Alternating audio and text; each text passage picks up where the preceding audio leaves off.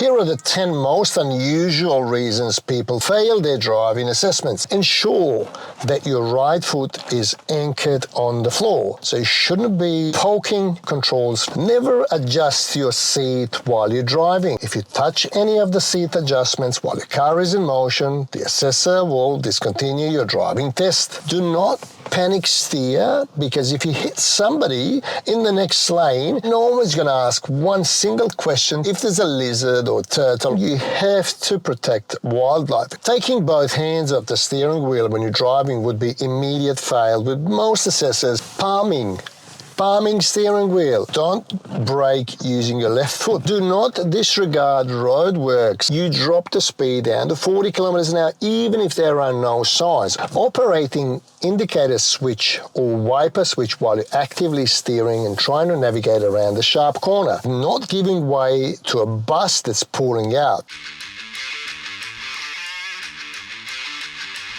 By the way, Australia has the easiest driving tests in the world. I hear a lot of people talking about how difficult driving tests in Australia is. Let me tell you something. If you went to any European country, you would surely find it 10 times more difficult, because a lot of them have day and night driving tests. A lot of them have emergency stopping. None of that is a part of the standard in Australia. In Australia, you have 7 criteria points: looking, signaling, flow, movement, path, responsiveness, and vehicle management, and 5 sections, out of which 3 are driving sections and 2 are exercises. Exercises have some behind, and stopping for shopping. Exercises take maximum 5 minutes out of your driving assessment, while driving sections take about half an hour. The 10 most unusual reasons people fail their driving tests. Adjusting the seat while they're driving. Always adjust your seat before you drive. Do not touch any seat adjustments, especially the manual ones, because if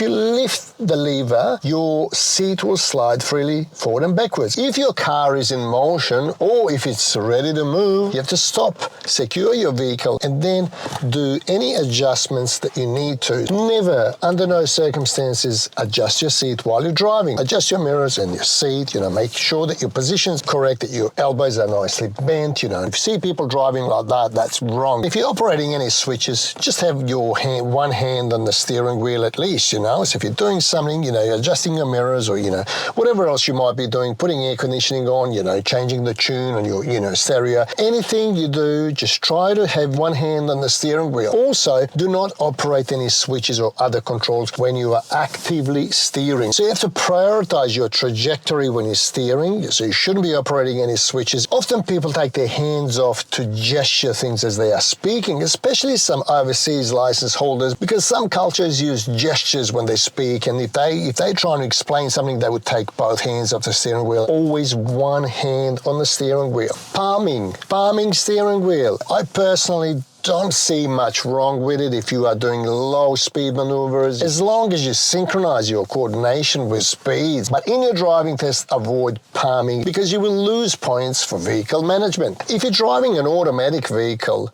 don't use your left foot. Don't brake using your left foot. If you accelerate and if you brake at the same time, you're going to cause a conflict between the 2 controls, and some cars will override your brake if you accelerate. One of the uncommon things that people fail for is not allowing wildlife to cross the street in front of you. Every driver should protect wildlife. Do not disregard roadworks. You don't have to have a sign stating a particular speed limit to slow down to that speed. You drop the speed down to 40 kilometers an hour even if there are no signs. Often people get surprised by the fact that, they got failed because they didn't slow down to 40, thinking there was no roadwork signage or, any sort of warning signage, so they didn't slow down. So always slow down to 40 kilometers an hour when you're passing any roadworks, regardless whether they have signs around that place or not. Operating indicator switch or wiper switch while you're actively steering and trying to navigate around the sharp corner. So always wait until you finish turning or before you start to turn.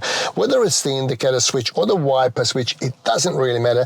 If you are actively steering, avoid operating any switches. And in fact, a lot of people get marked for holding the hand above the indicator switch and steering at the same time. So prioritize your trajectory. You've got to track your path accurately over indicating, before the time or switching them off. Another one of unusual driving test fails is not giving way to a bus that's pulling out. If you are less than 2 seconds from reaching the bus, you should pass them even if they indicated right to pull out. However, if you are further than 2 seconds from a bus that's clearly indicating right to pull out, you should give way to the bus. Do not attempt to overtake vehicles when you're merging. So when you're merging, if someone's got their nose in front of you, try to fit behind them. For example, if you had a red light and merging traffic is about 30, 50 meters after the intersection, if someone's faster than you, just allow them to get in front of you. Don't try to race them and overtake them. Think of the test as a presentation. Panic steering is one of the reasons that a lot of people fail their driving test. For example, if something happens that you haven't come across so often, someone's turning onto the street, the main street that you are driving on where you have the priority, and if someone overshoots the line, if they are seemingly wanting to proceed, your best bet is to slow down. Presence of mind is one of the most important things when you're driving a vehicle. Technicality comes second, because if you get too anxious, your body releases cortisol, which is stress hormone, and you are more likely to make some uncharacteristic errors, which could be very dangerous. You have to do a presentation of safe driving. It doesn't have to be perfect. If you ended up closer to the line, further from the line, if you had to correct it, that's not a big deal. But if you can't prevent potentially colliding with somebody else